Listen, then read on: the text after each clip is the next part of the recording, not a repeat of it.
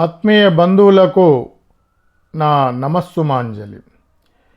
వ్యవసాయము అన్నదాత రాజపూజితమా అగౌరవమా? ఒకప్పుడు వ్యవసాయం చేసేవాళ్ళు ఎంతో సుసంపన్నంగా ఎంతో సంతుష్టిగా ఉండేవాళ్ళు.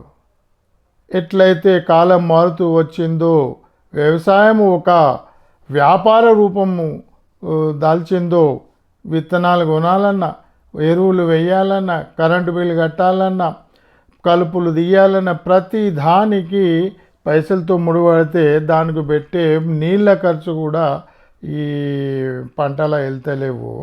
ఈ యొక్క వ్యవసాయదారునికి అసలు పిల్లనే దొరుకుతుంది. పెళ్లి చేయాలంటే ఎవరన్నా పిల్ల కావాలంటే ఏం చేస్తాడు పిల్లగాడు అంటే వ్యవసాయమా, పిల్లనే దొరుకుతలేదు.